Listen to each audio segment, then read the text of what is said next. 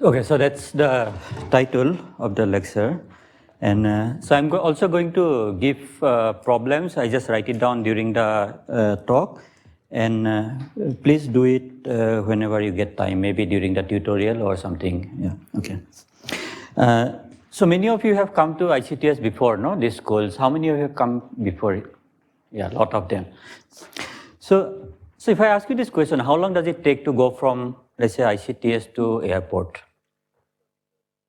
45 minutes. So this is a question probably like this ICTS help desk gets it quite often. Okay, I want to go to the airport, how long does it take? And he or she has to give a time. So how does he give the time? So he has this person at the help desk. So there has been various trips since the ICTS has moved here, right? And every time somebody takes a flight, there's a car from here goes to the airport. And to be more specific, let's say 9 o'clock in the morning or between 9 and 10, how long does it take? So there he has various observations. Let's say T1 is the time it took in one trip. There's another person for whom he took T2, and so on. So finally, there are a lot of times. These are the times for each trip. And what the person will probably do, you just take a mean of this sample and you'll estimate some time. So this is called the sample mean. Right? So this is the times taken during each trip by various persons, and this is the sample mean. And most of the time, this is a good estimate of the typical time takes from here to the airport, right? And this is a number probably most of the visitors would be happy with, right? Some number 45 minutes or 40 minutes, whatever. So most of the people will be happy with this number, right? So now imagine a situation that ICTS director has to go up for some very important meeting, okay, take a flight.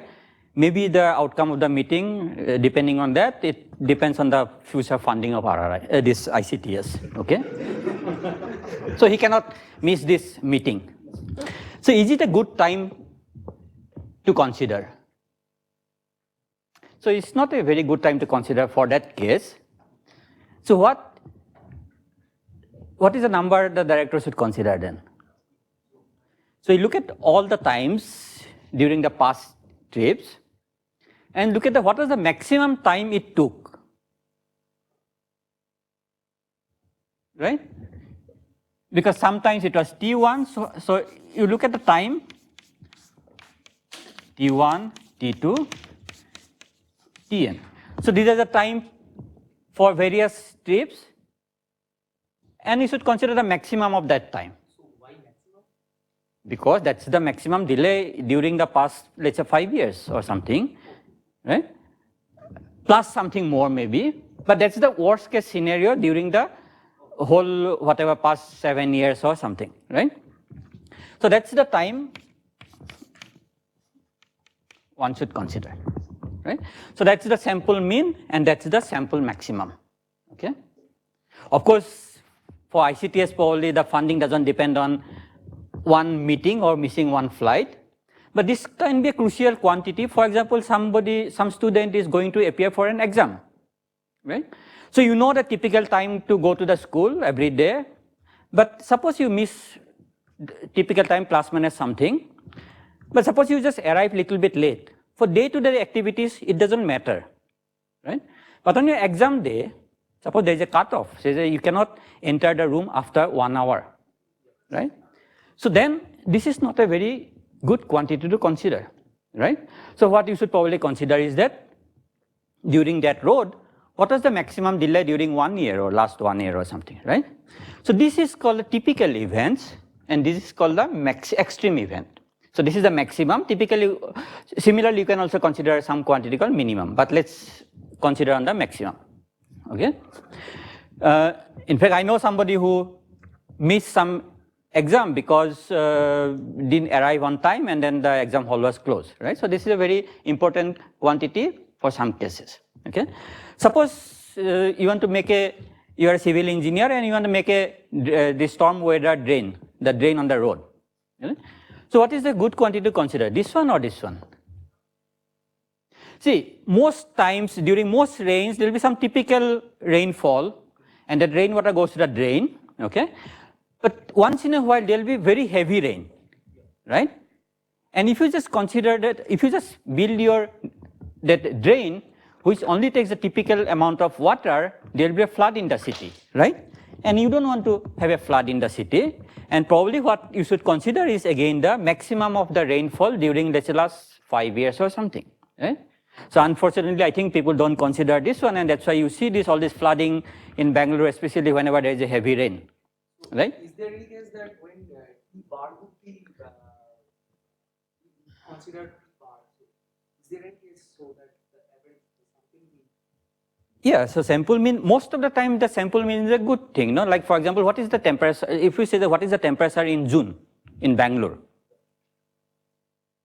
So what people look at it, they look at the temperature of each day and just divide it by the number 30 days, and that's the maximum typical this thing, and that's the good typical representation of the how hot the June is, right? So this is a quantity and this is a quantity, and both are important quantities, right? And so this quantity is called extreme value.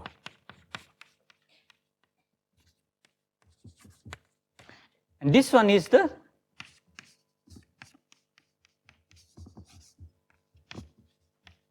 typical value. So what we are going to see is that see this is also a random quantity actually, right? This is a sample mean, right? But these are random variables. So if you take n sample once, you will get one quantity. If you take another n samples, you will get another quantity. So this is a random variable, right? This is also a random variables. The question is, what is the law for this one? So what is the distribution of this random variable and what is the distribution of this random variable? So we'll see that these two random variables follow very different distributions or follow very different laws. Okay. So let me just give you a quick outline of the talks. And so what we are going to first discuss limit laws for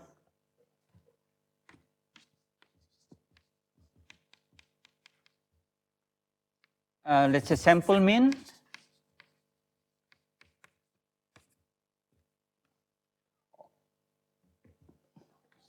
or sum, because if you don't divide it by n, it's just the sum of random variables. Okay. Then we are going to look at the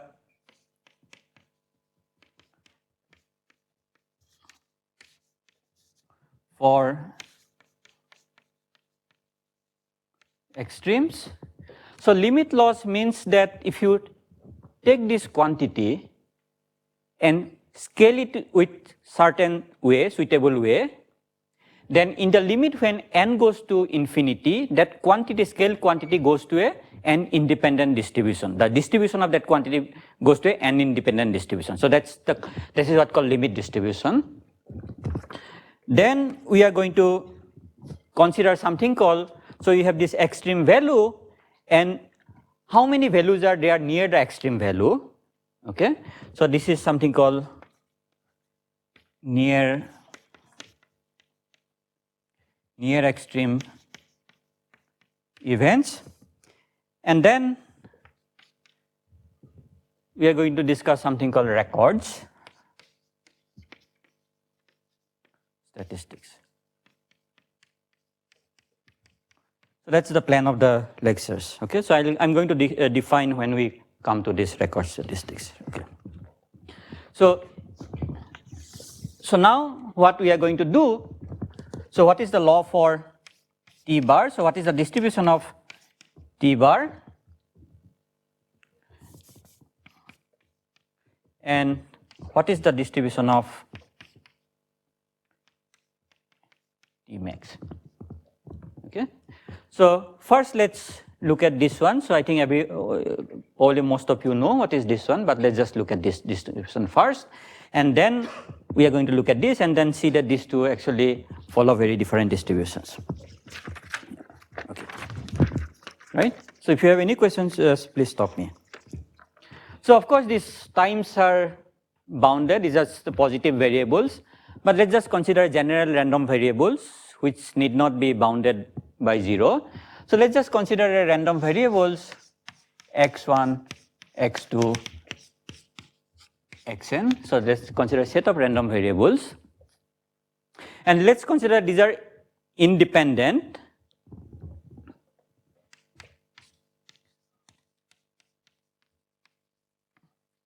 Right?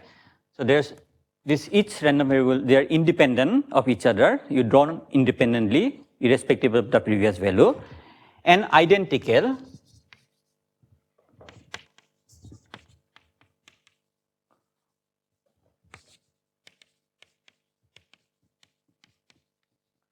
So this is called IID. So basically each random variable you draw from the same distribution. Let's call it E of x. Okay. So these are IID random variables, and what we are interested in, basically look at the sample mean x bar, which is x1 plus x2 xn divided by n. Okay. So these random variables, either you can describe by giving its probability distribution, probability density function, or you can just give it something called a cumulant generating function. So given one, you can always get the other one. So you, let's say characteristics function.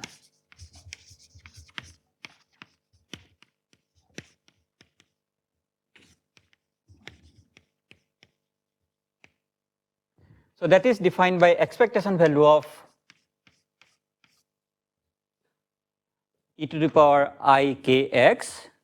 So that's called a characteristic function.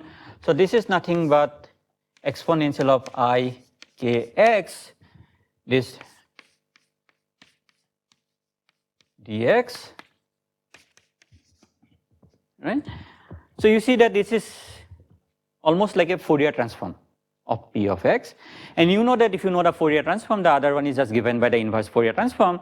So giving this object or p of x is it's equivalent. So either you give this object or you give that other object.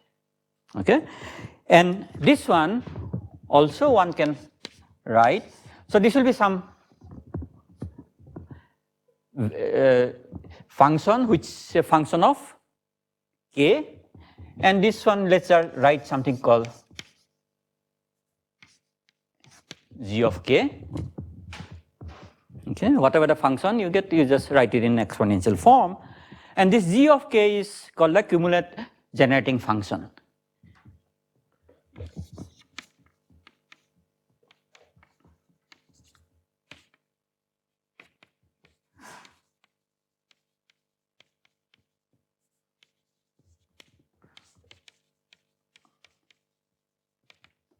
Because if the cumulants exist, so it may not exist always. So if the cumulant exists, then g of k you can expand in a power series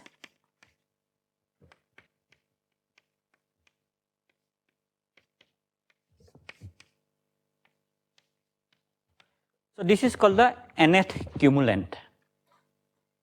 Okay. So this is different from nth moment, right? So usually the moment is defined by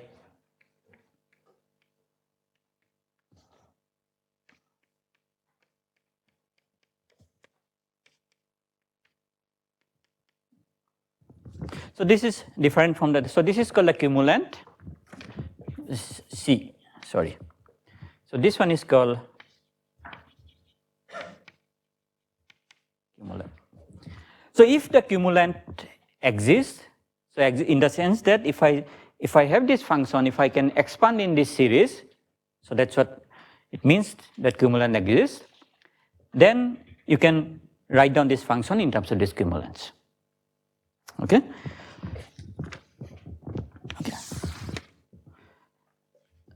Okay. So let me just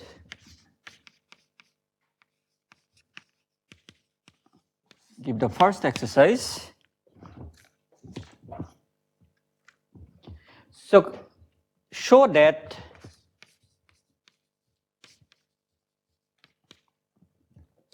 first 4 cumulants are given by, so the first one is same as the expectation value, and this one is called mean. Okay, so show that the second one is second moment minus mean square. So this one is called variance. Okay, third one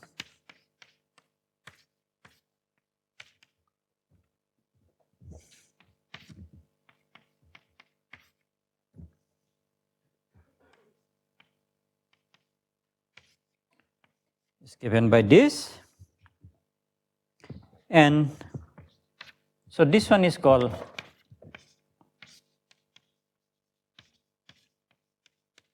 skewness, and the fourth one is called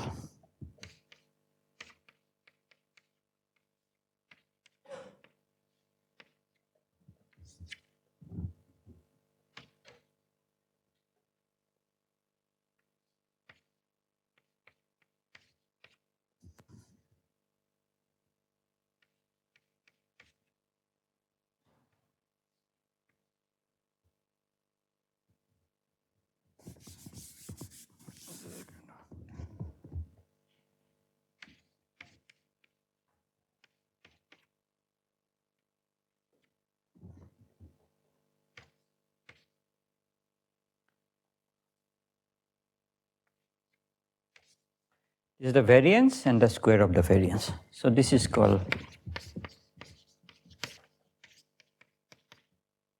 kurtosis. Okay, so first one is describe where is the mean value. Okay, so this one says, okay, how much fluctuation about the mean. So that's what the square root of the variance says. Okay, so this one says, is the distribution symmetric about the mean? Okay, so you can still have a mean, but the distribution can be symmetric, then this will be 0, as you see, right? So this is a skewness, and this one says basically if the distribution is different from Gaussian. So how much it's different from Gaussian. So for Gaussian, again show that this is equal to 0. Okay, so now, given this, so now you have this generating function, cumulant generating function, and now we want to find out what is the distribution of this object, right? This is the goal. Okay. So now there are 2 classes of, let's say broadly you can divide probability distributions. In one case where the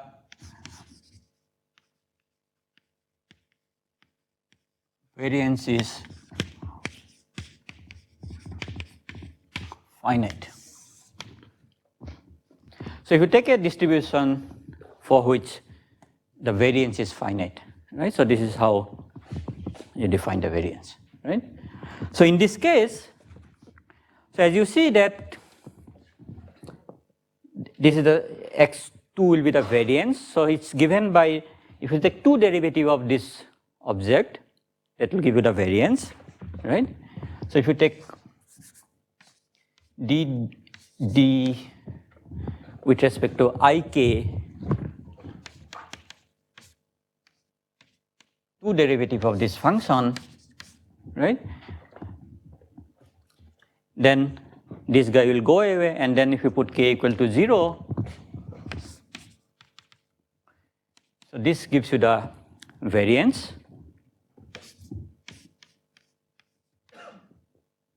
So therefore, if the variance exists, Then the second derivative of this cumulant generating function at k equal to 0 must exist, right? So therefore, you can write this g of k 1, not 1, sorry. You can write it as, because if k equal to 0, this should be equal to 0, so that this gives you the 1 normalization. So this should be I k mu, because if you take the first derivative, that should give you the mean, minus sigma square k square by 2. If the variance exists, the second term should be this. This is the expansion near k equal to 0. Right? At least these two terms should be there. And you have higher order terms which may or may not be there. So this, I'm using this small o notation. So small o means that small of k to the power n means that big of k to the power n plus epsilon. So that means basically some term which is proportional to n plus epsilon, where epsilon is some number, positive number.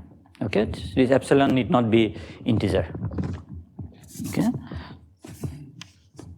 so your cumulant generating function should behave like that.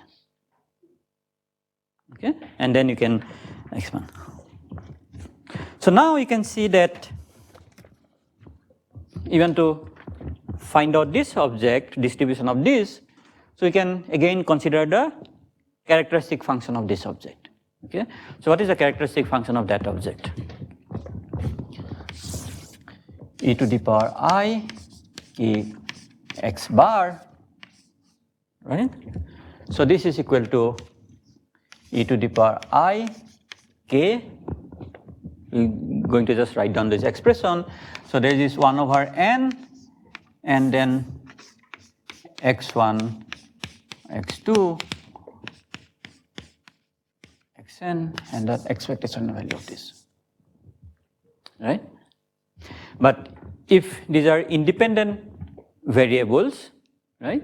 So then this I can, so this, okay, so this one you can always do.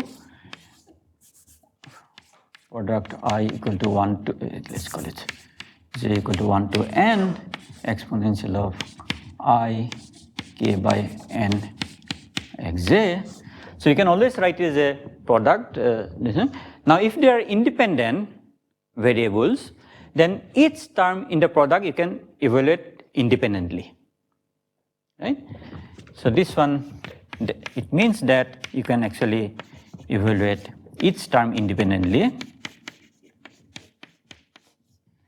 And if they're identical, mean that you are drawing from them from the same distribution, then each term will give you the same quantity. So this is basically e to the power I k by n sum to the power n. So x is any of these x's, right?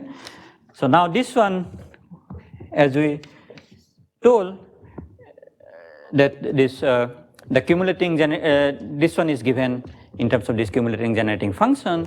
So therefore, you can write it as e to the power n. There are n of them, and z. Now instead of k, you have a k by n. So this is k by n. Right? So this is how you can write it down. Now, for cases where the variance is finite, your g of k is given by this. Right? So therefore you can also find out what is g of k by n.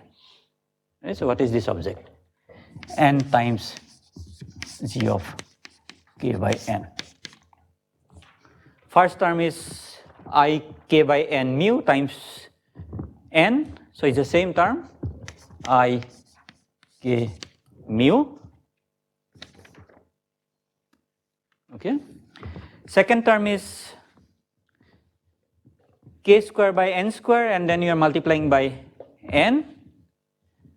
So minus sigma square k square by 2n, and then the higher order terms. So higher order terms like n times k by n whole square, right? So these are the higher order terms. Okay. So as you see that if n becomes larger and larger, these terms becomes smaller. I mean, this becomes smaller than the terms you have written down so far. Okay. Let me give you an exercise.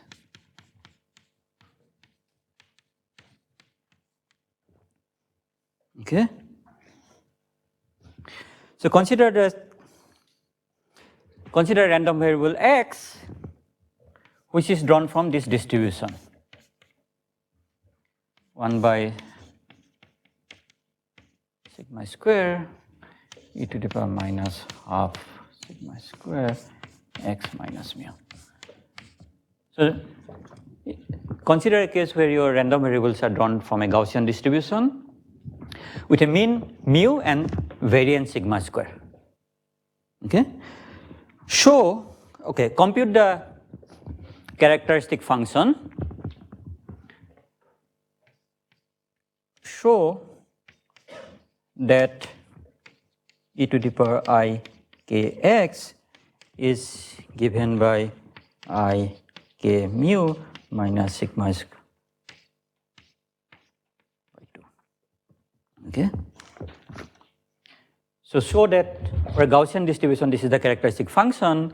So which means your g of k is I k mu minus sigma square k square. To show that for a Gaussian distribution, only the first cumulants are non-zero and all the other cumulants are 0. I have one question here.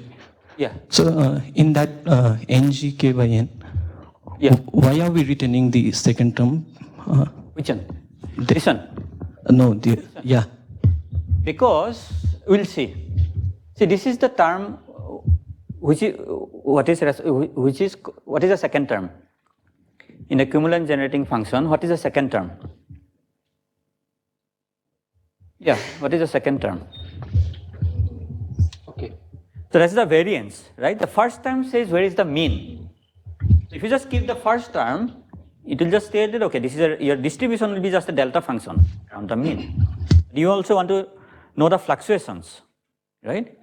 It's not that what is the average temperature of month of June, but what is the fluctuation, standard deviation of this, right? So this is the term from which it comes from. So that's the variance. But in n going to infinity limit? We'll see. Okay. So can you once more that what Which one? the last line that This one? Yeah. Okay. So given this probability distribution, which is Gaussian about mu and a variance sigma square, show that when you compute the this characteristic function is given by exponential of I k mu minus sigma square k square by 2. That also is equivalent to g of k is I k mu minus sigma square k square by 2. Yeah. So I just show that this one basically. Okay. Okay.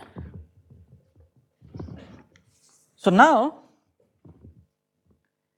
for this one, we have now found the cumulant generating function. We have found this one, right? So therefore, it says that your e to the power I k x bar goes like exponential of I k mu minus sigma square k square by 2n plus these higher order terms, which we are saying that this will be small. Okay? Okay. So now look at this expression and this expression. This is some problem you are supposed to do, right? So what do you see? This expression and this expression is the same if you forget about all the higher order terms, right? Except here sigma is replaced by sigma square is replaced by sigma square by n, right? So that means that P of x bar, right, that's a sample mean, is given by the similar form with sigma square replaced by sigma square by n, right? So this is the only difference between this and this one. So if I just think of sigma square by n as one entity, so it says basically that, okay, 1 by square root of 2 pi sigma square by n exponential of minus 1 by 2 sigma square by n x bar minus mu whole square. So it says that the sample distribution of the sample mean for large n approaches a Gaussian distribution. Okay, so it's not exactly Gaussian because you have these higher order terms, but for if as n becomes larger and larger, it approaches this Gaussian distribution. You can also say it more, okay, precise way. So you can define this random variable z. So if you have a random variable, you can always define another random variable by shifting or scaling, right? So you define another random variable z, which is square root of n by sigma times mu. Okay? So then from here, what we get, P of z. See, I'm writing P for all probability density functions, but it need not be that always the functional form of P is same, right? I'm just using just a general notation P for everything. Okay, is given by 1 over square root of 2 pi exponential of minus z square by 2. Okay, so limit n goes to infinity.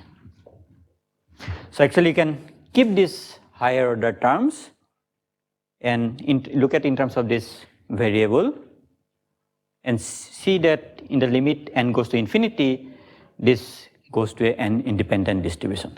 So this is called the limit distribution. Okay, so this is the limit distribution. Yeah. This one? Okay.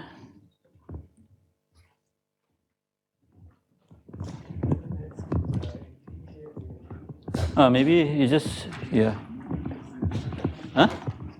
Yes, move to the center.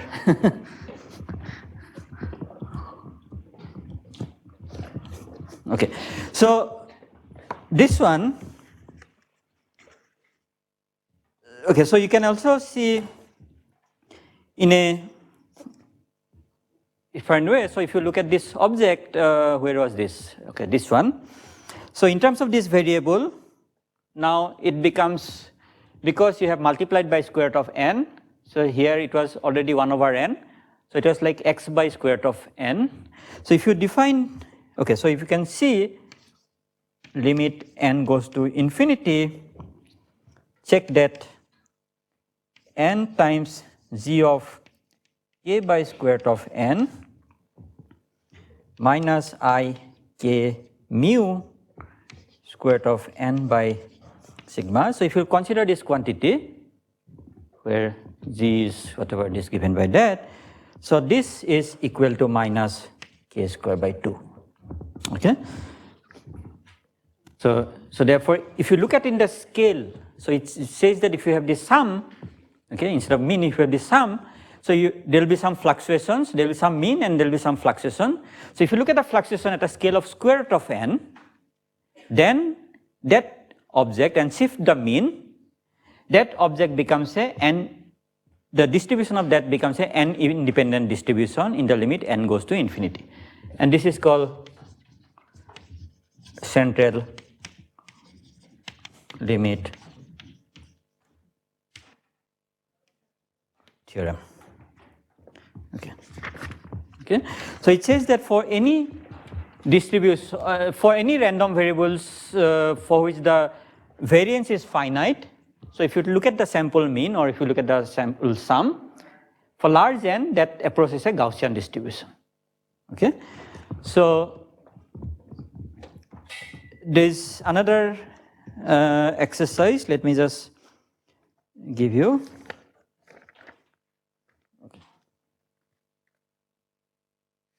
Okay. So that for the Gaussian distribution, so you look at the random variables from Gaussian distribution, and you take any linear combination of these random variables for any finite n. Okay, so here it says that when n is very large, only large n it approaches that one. So that when these variables are drawn from exactly a Gaussian distribution, then for any finite n, any n, one is of course the same, 2, 3, any n, the distribution is exactly given by a Gaussian distribution, the sum of these variables, right? So therefore this Gaussian distribution is something called a stable distribution. This is an example of a stable distribution. So now, so this is one case. So we saw that the limit law, we say that for sample mean, if the variance is finite, basically it goes to a limiting distribution, and that's given by the Gaussian distribution. So what if the variance is not finite? Okay, so there is another class where the variance is not finite. So let me just assume for simplicity that I am looking at a distribution where this P of x is symmetric. Okay, so it's not the whole family of this thing, but let's just look at the classes where P of x is symmetric. Okay, so this is second thing.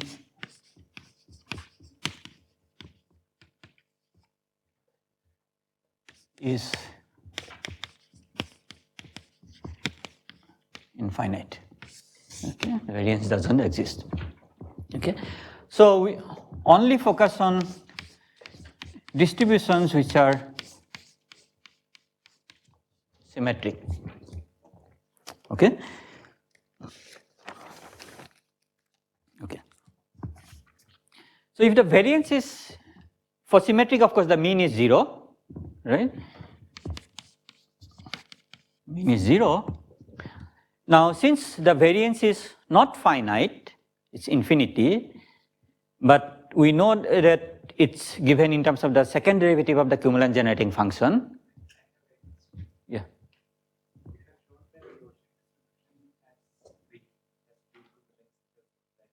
You have shown that the sum of random variables also has.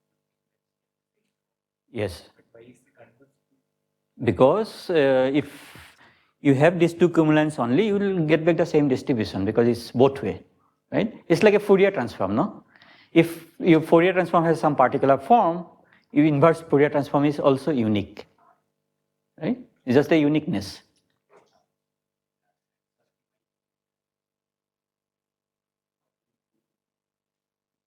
You can just prove, maybe that's an exercise. Show that given that's the cumulant generating function, the distribution of x is a Gaussian. Okay, that's an exercise. Okay. It's the same, similar form, like from when you go from Gaussian to that cumulant generating function, is a similar integrals you have to do. Maybe just do it. Okay, yeah. One question. Even in this case, the variance will be infinite, right? Because we are saying Which one?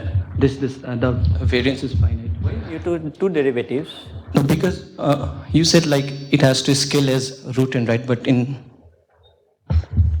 this variance is finite, no?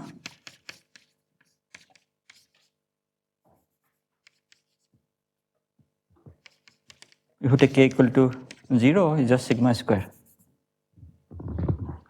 But if it's finite, then we can ignore the second term, no, in going to. Which one? No. See, this you have written down and then you have to scale. See, if you look at the, you have done these experiments in labs. How do you do experiment? You do n measurement, and then what do? You do some experiment, you do n measurements, and then what do? You just divide it, sum everything and divide it by that n. It gives you one number, right? And then what do? You write down this thing is that number, plus or minus something. What do you write down, plus or minus? 1 by square root of n. Where does this 1 by square root of n comes from? This is this 1 by square root of n, fluctuations, right?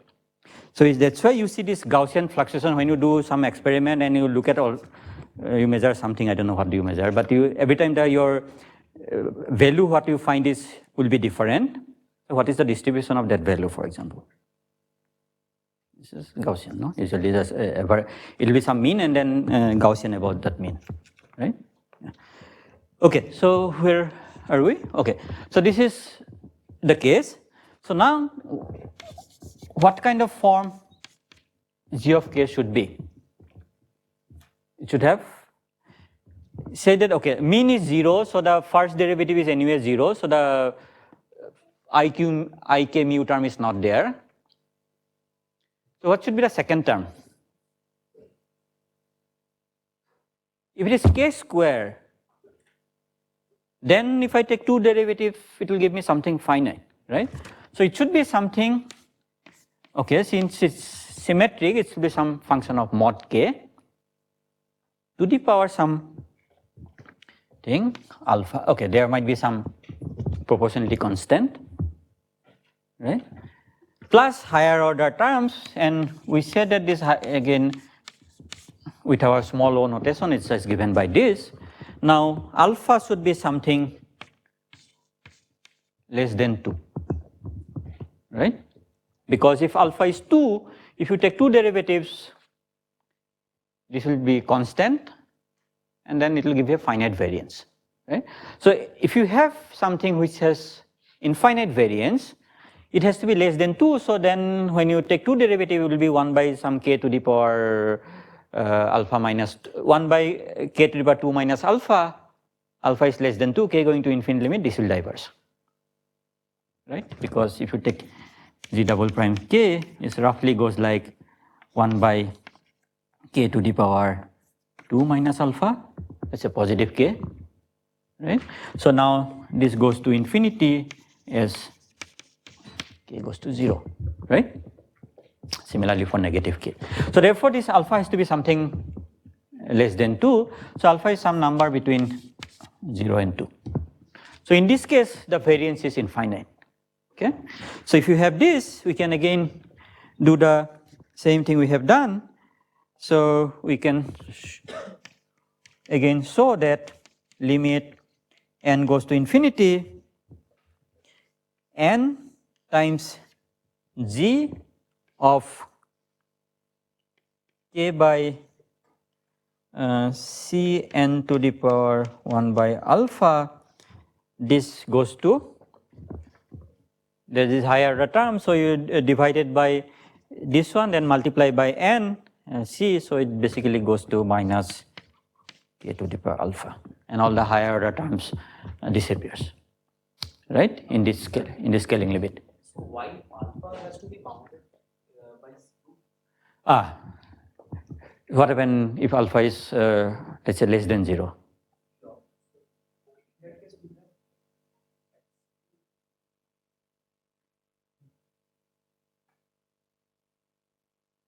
Suppose alpha is negative, what happens?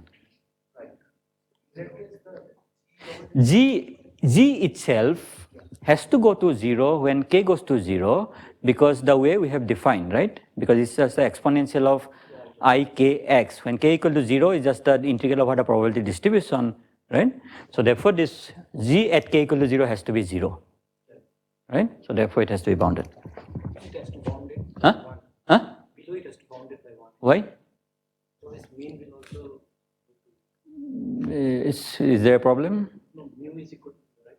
Yeah, but here it's mu equal to 0, but is there a problem if mean goes to infinity? There's no problem, right? Yeah. See, only necessary is that your probability distribution is normalized. right? If you integrate over the probability distribution, that should give you 1, right?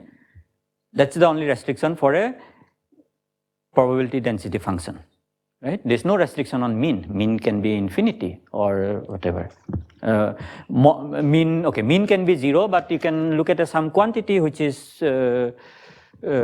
yeah. So in this case, it is 0 because of symmetry, but okay, you can have something where mean is non-zero, but mean is 0, but you can look at some quantity like x average that can be infinity, right?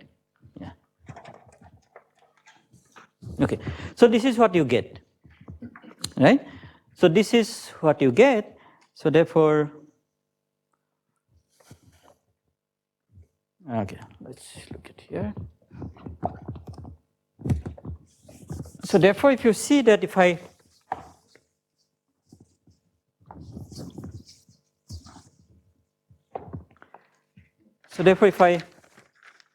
scale that variable, now I have the sum x1, x2,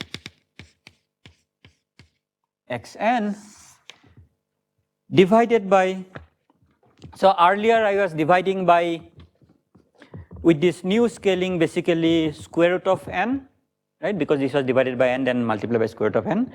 But now I'll divide by something else. So let's say c n to the power 1 over alpha. So you can see that when alpha equal to 2, that was the earlier case, right? So then, if you take limit n goes to infinity, e to the power I k z, this is given by, so we saw that scaling from here, right? So this is given by that. So that becomes my exponential of minus e to the power alpha, right? So basically, if I just consider this scale variable, the characteristic function of that scale variable in the limit n goes to infinity becomes an independent function. Okay. So now,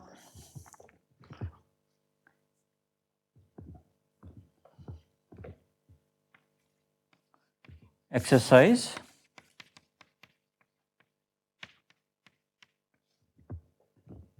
Show that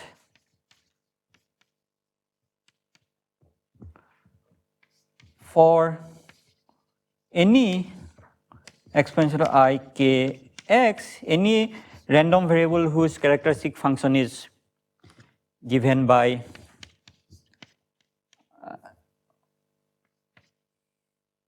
k to the power alpha, there can be some constant, this doesn't matter, right? So where alpha is between 0 and 2, including 2, then this distribution is a stable distribution, right?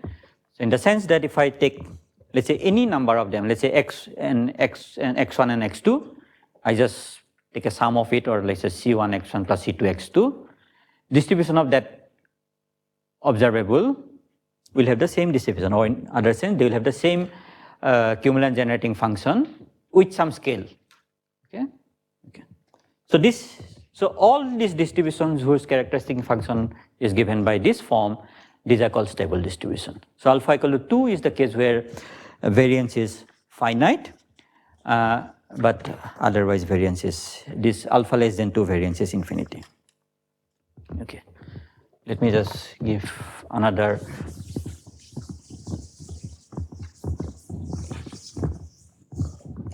exercise. Okay. Find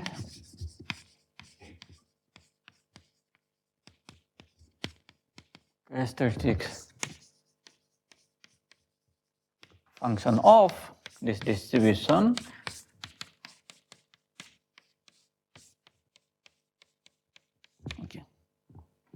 and show that it is a stable distribution. Okay, yeah. So now what kind of distributions, for what kind of distribution the variance is not finite? Okay. Anyway, we are looking at the symmetric distribution. For symmetric distribution, variance is same as the second moment. So second moment is given by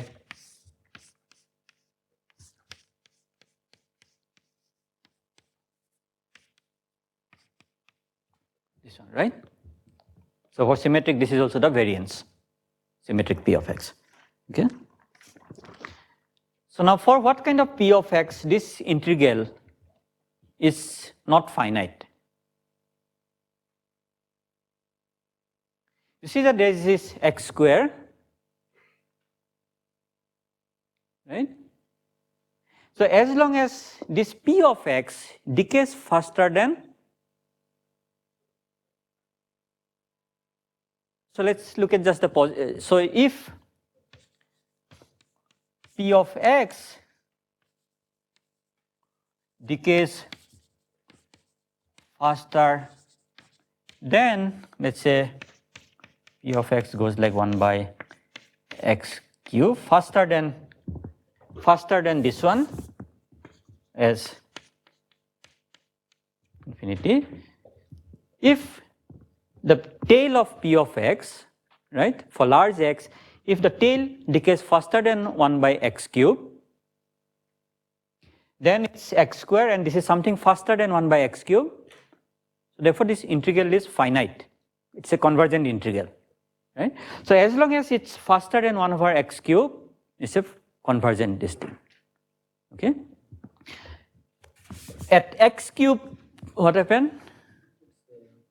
There will be some logarithmic divergence, and if it is slower than 1 by x cube, there will be divergence, right? So therefore, if P of x goes like 1 by x to the power 1 plus alpha, where alpha is less than 2, then the variance is infinite, right? So if this is the case, then variance is infinite. So these are the distributions having power law tails, and for them variance is infinite. Okay, so we looked at this thing. So let me just give an exercise again.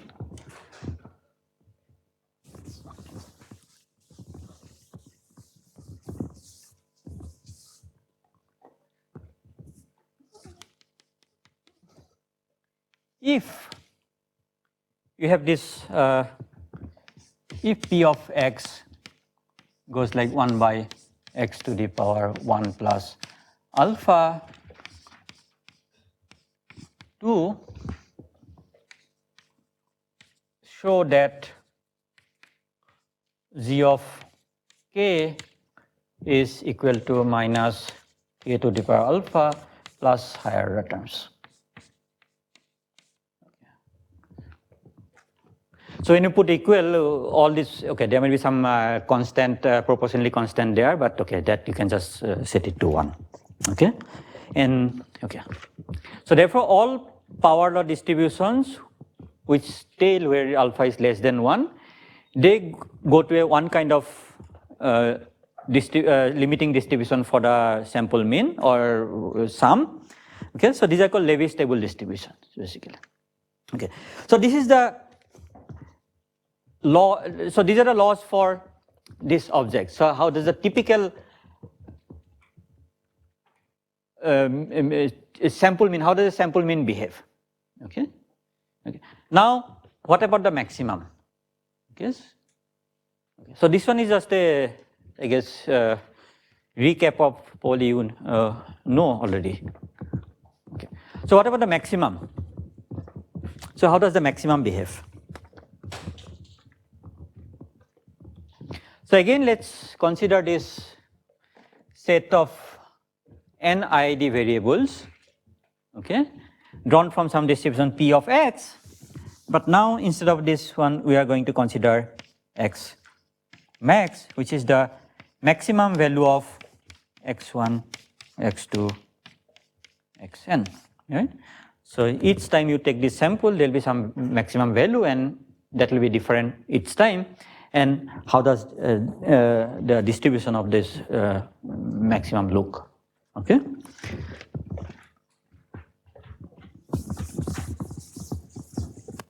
Do you have any questions so far?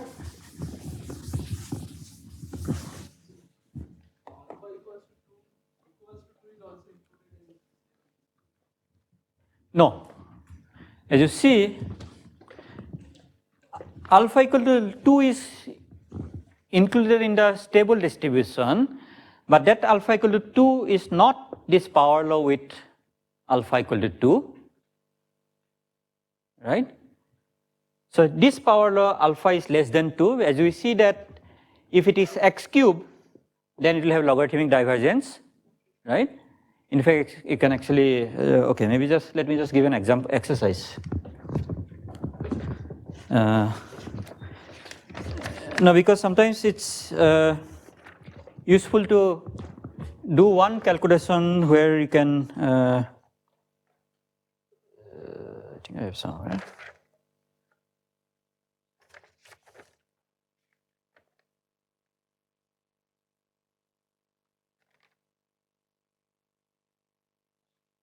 Okay.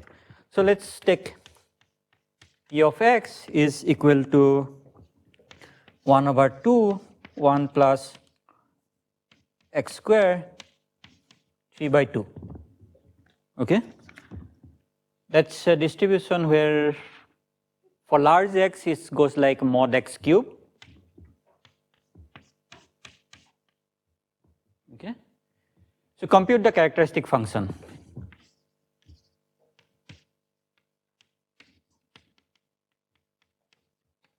And see for small k, how does it behave?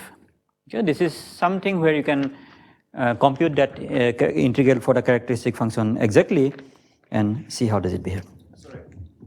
So am I right that algebraic table not with respect to the mean sample, but with respect to z?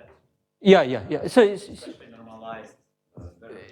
yeah, but even for the where the mean variance exists, that's also when you normalize with respect to square, if you divide the random variable with respect to square root of n.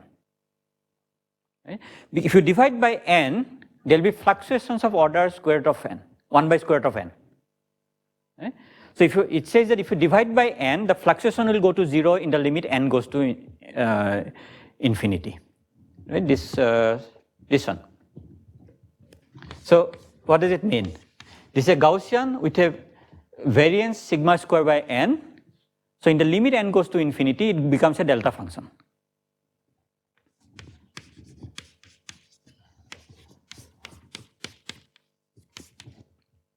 So it says that sample mean for large n becomes a delta function. Okay? The fluctuation becomes small. As you take large and larger n, fluctuation goes down like 1 over square root of n. Okay?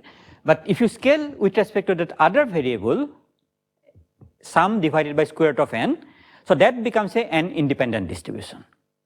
So it basically says that, okay, there'll be some mean, there'll be some fluctuations. So it says that you have some random variable x bar, there'll be some mean, and there'll be some fluctuations.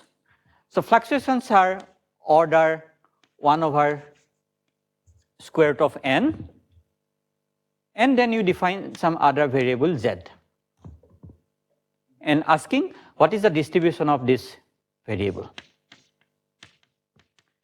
So this variable is given by Gaussian for the distributions where the variance exists.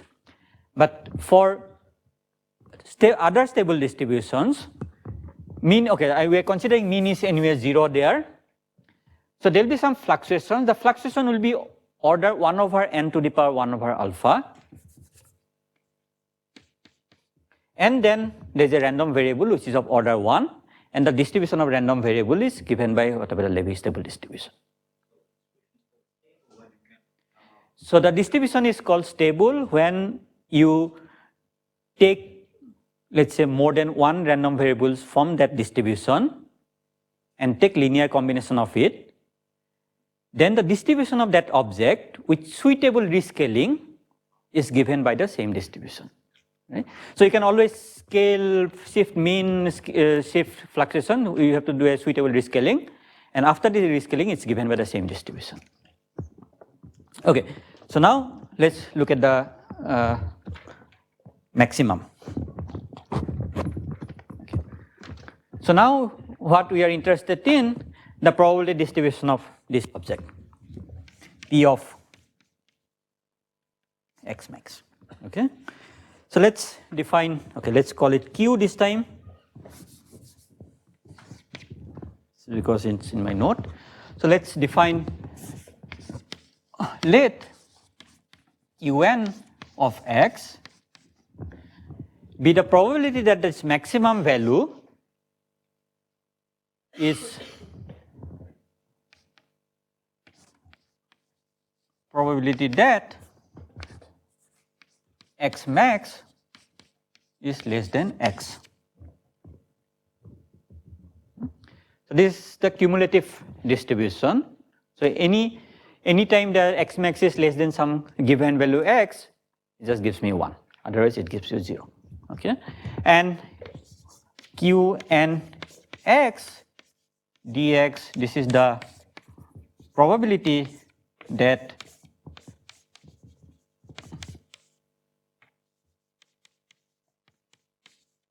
okay. So therefore, this Qn is just the density. So Qn of x is dx, or Q1 of x is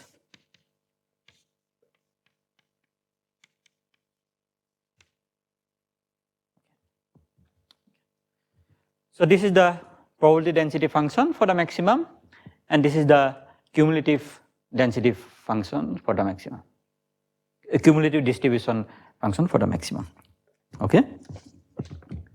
So let's define these two quantities.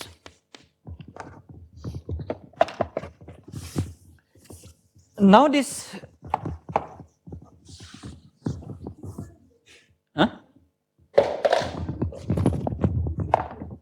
small q is the Qn dx is the probability that maximum is between x and x plus dx.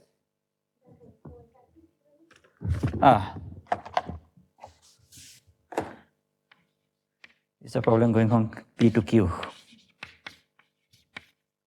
Okay. Okay. So now, what is this object? So this says that probability that the maximum value of this random variable is less than x, right? So if the maximum is less than x, then all the values must be less than x, right? So therefore this is exactly equal to x1 is less than x, x2 is less than x,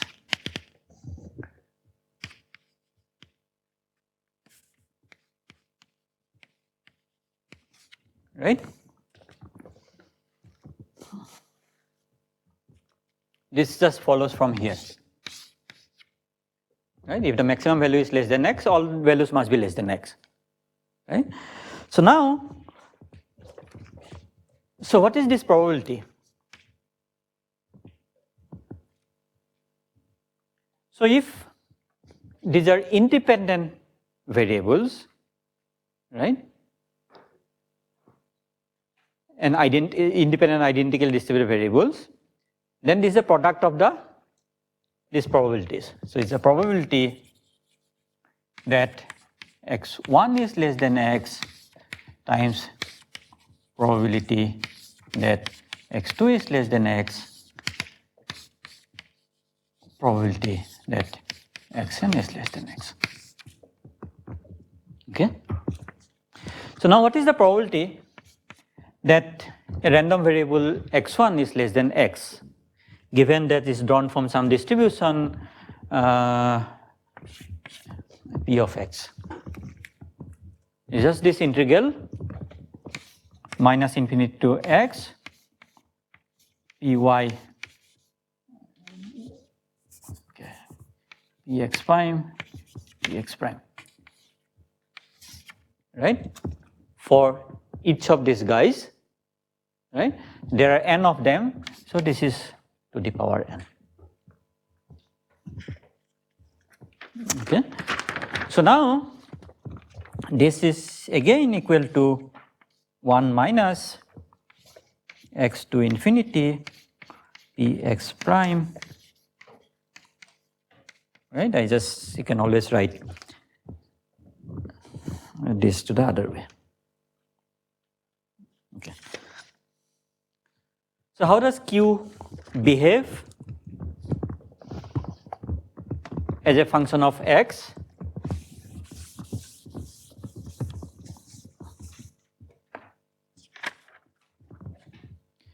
And suppose I want to plot as a function of x,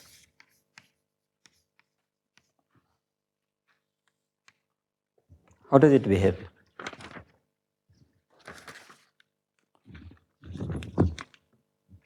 What is the minimum value of Q? 0, that's when x goes to minus infinity, that's 0. So this goes to some value 0. Okay, what is the maximum value? That's 1 when x goes to plus infinity. So that goes to some value 1, and it cannot be negative, right? And as x increases, since this is an integral, right? This is a monotonically increasing function, or this is a monotonically decreasing function, because p is a positive function, right? So if you just integrate this function for, if x is large, this will be smaller, right? So it's a monotonically increasing function from 0 to 1. So it goes something like that, okay? Now, if you take another n, right, that depends on this n. If you take n equal to 1, you'll have one curve, n equal to 2, you'll have another curve, because this will depend on that n. Okay? So if you take another n, you'll get another curve. Okay, maybe this guy goes something like, okay, this guy for a larger n, maybe it just goes from here. This need not be even this thing, so okay, it just goes something like that, and then it becomes something like that. Okay, you get another curve like that. Okay. So therefore, this Qn of x will of course depend on n. For different n, you cannot put those curves together, right? Now the question is there a limit distribution for Qn of x? So by now we already know what is the limit distribution. It says that if I take this random variable and suitably scale, does it go to a n independent distribution? Okay. So scale here, what we meant is basically some shift and some scale, right? Some suitably shift and scale. So now the question is Qn. If we take Qn of x, now we shift x by some argument. So x equal to some argument. Let's call it an, which will depend on n. As you see that for different n, you will have different this thing. maybe the fluctuations will be also different. Bn, like for example, Bn is equivalent to here when you looked at a random variable, so this was like your scaling, right? So similarly, here there will be some n dependent scaling times some random variable, which is a fluctuation. The question is, if we take now limit n goes to infinity, the question is whether this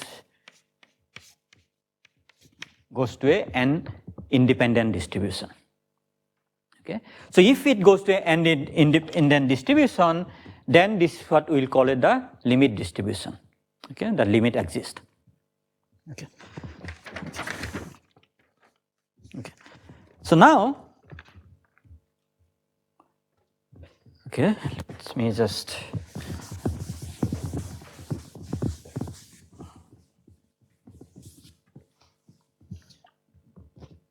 now just look at this object. So we want to find out basically what happened to this object n goes to infinity. So what happened to this one, right? Is there a limit exists for n goes to infinity? So when does this limit exist if n goes to infinity? If this guy is of order 1 over n, right? So if this is of order 1 over n, right, then you see that there is a limit exists. If x to infinity p x prime dx prime, this is of order 1 over n, then you see that in the limit n goes to infinity, it will become something exponential of something, right? So therefore, if this is the case, then you look at this object, limit n goes to infinity,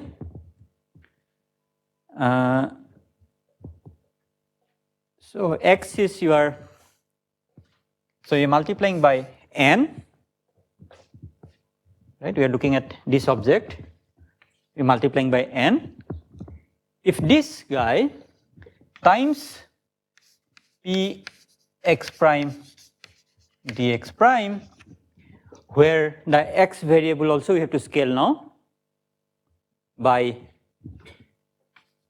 an plus bn z,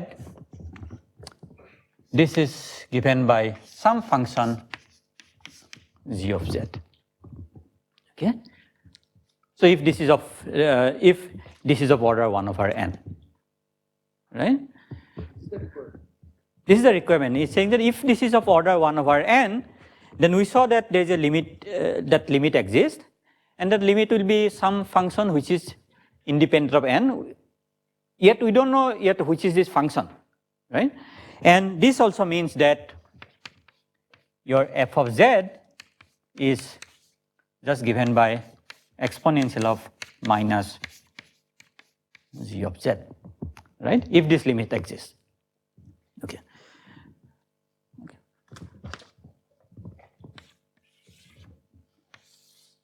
So we have to find whether this limit exists or not. Okay. Okay. So now you can actually interpret this order.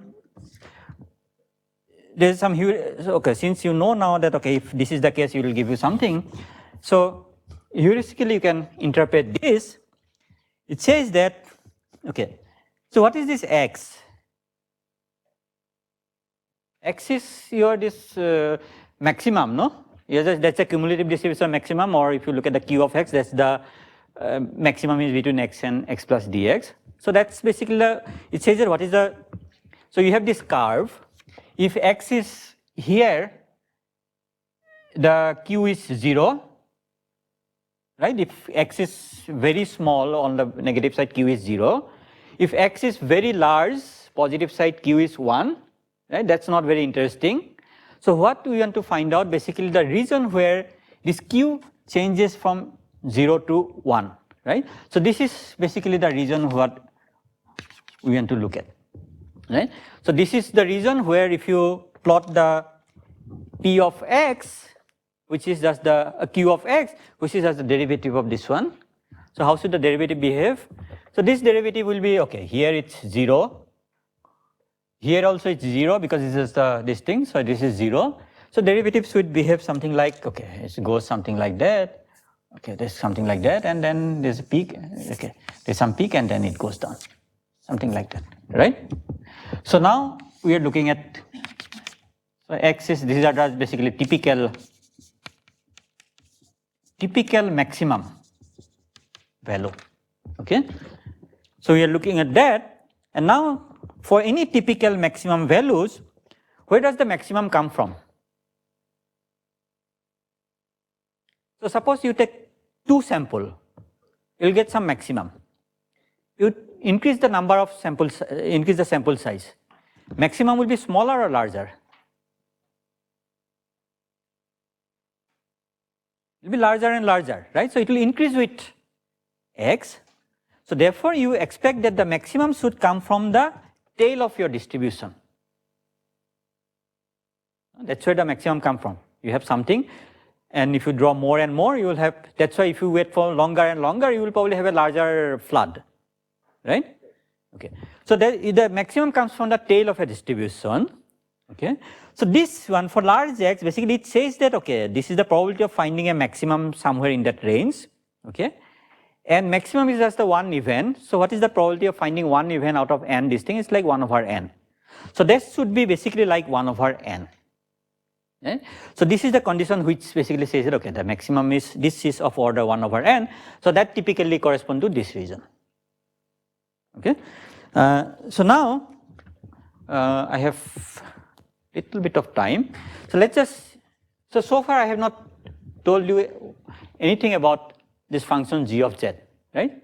We still have to find out g of z. So what I am going to do, just consider one example. Maybe I'll just put it there.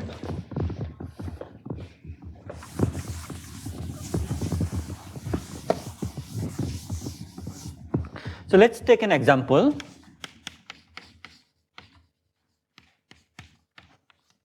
Let's say p of x is exponential of minus x for x greater than 0 and 0 for x greater than x less than 0. So it's just all variables are positive, it's from 0 to infinity, and this is this thing. Okay, so we have to find out this object because this is what this function is, right? So you have to find out this function. So let's just find out this function. So what is x to infinity p x prime dx prime? Just x is positive, right? This is just the integral of this one. Okay. So then what is this object? So limit n goes to infinity, n times exponential of minus a n plus b n z. This is your function gz. Right? We have to choose this a n and b n such that it becomes some function independent of n. Right? So you can see that, okay, this guy exponential of minus a n plus b n z minus that n, I can take it to up, becomes log n. This is equal to that. So therefore, if I choose my a n to be log n and b n to be 1, so in that case, what I get is that g of z is a and n cancels, b n equal to 1, so exponential of minus z. Right? So for exponential distribution, if I look at the distribution of the scale maximum, that's given by, scale maximum is given by this scale cumulative distribution. So this is given by exponential of minus g of z exponential of minus z. Okay, so where z can be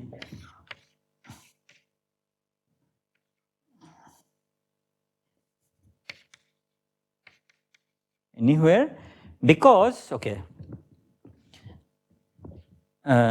although your initial random variables are drawn from the positive one, right?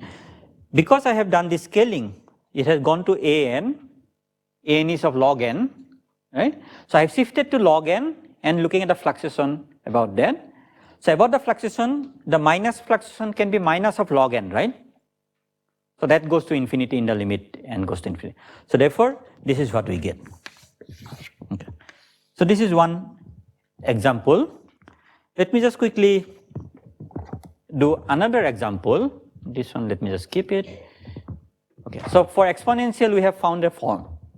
Okay, let's take another example. Okay, let me take another p of x, which is, again, I have carefully chosen this one, x to the power alpha by x to the power 1 plus alpha, right? Okay. Okay. So this is, you see that, okay, this is equal to del x of e to the power minus 1 by alpha, right? Okay. So then, what is this n? Okay.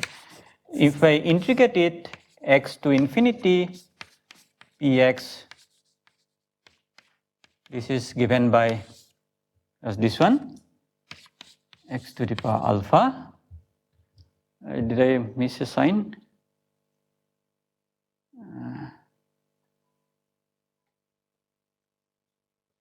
Okay. Yeah.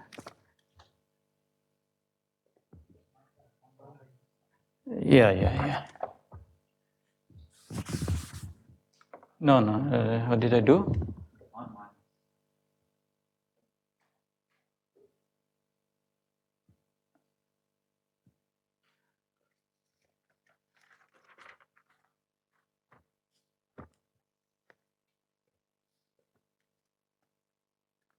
Okay, so this is what? This is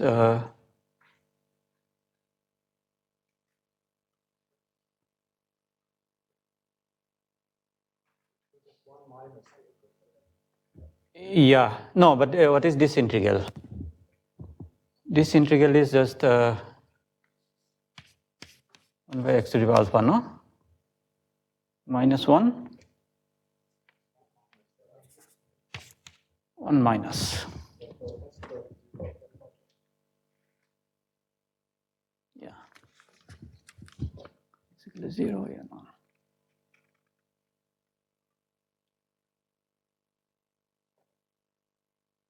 Yeah, okay. So, let's look at this object n an plus bnz to infinity ex prime dx prime. So how does it look?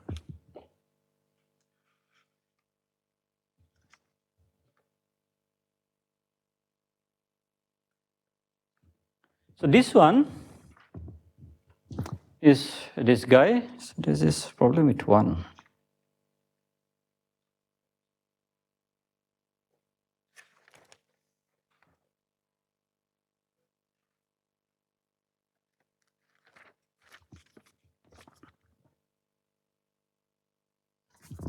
So this guy is given by this object.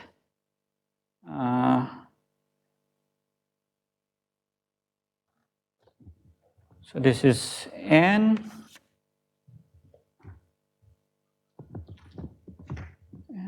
okay.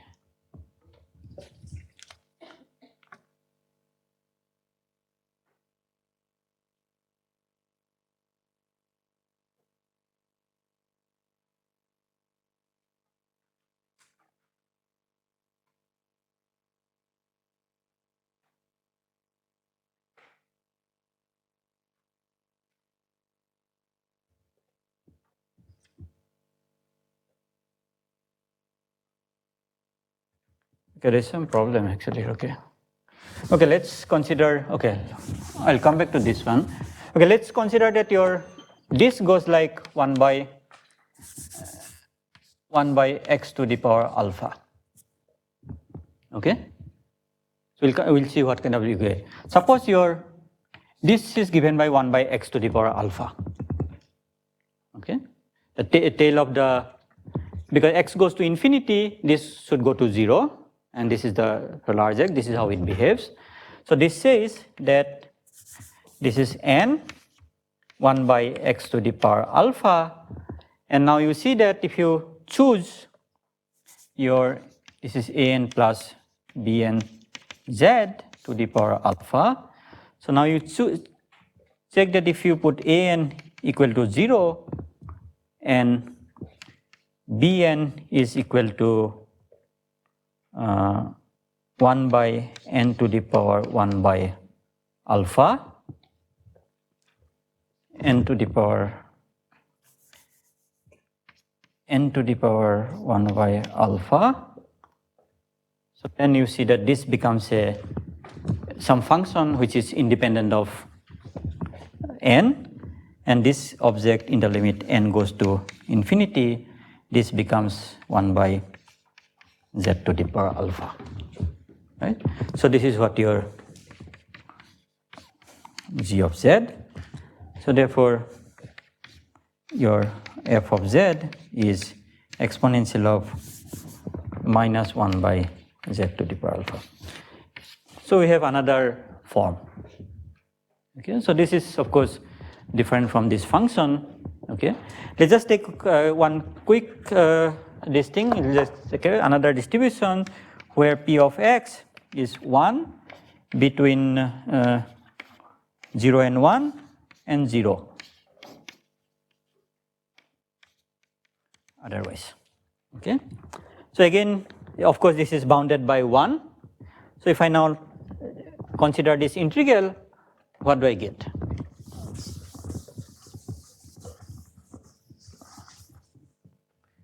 So if I take x to 1, px dx, this is just okay.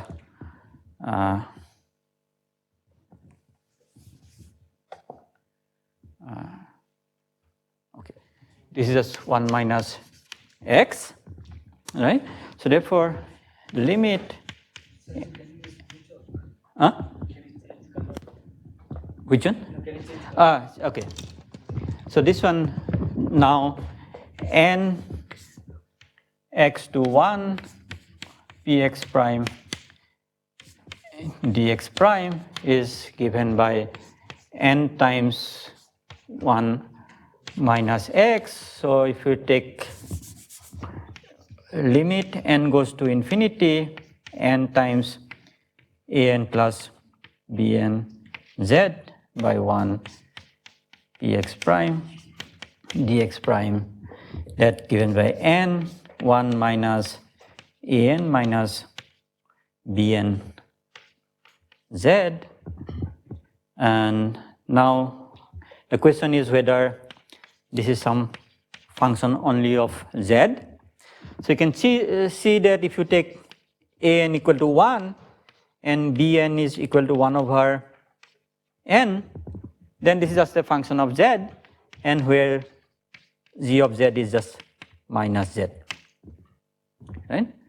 So we got another distribution which says your f of z is exponential of minus z.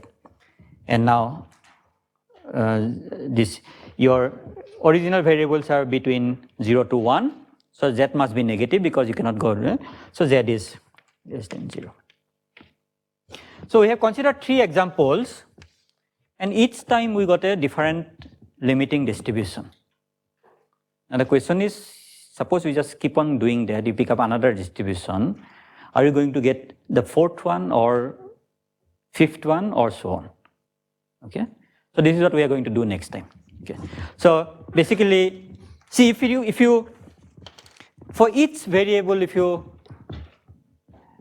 get a f, then it's not very interesting, right? I mean, okay, it's something, but every time you do pick up your random variable distribution, you get some function, okay? So how many such kind of functions are there? We got one, that's another, that's another. Can you keep on going like that? Okay. So this is what we'll do next time.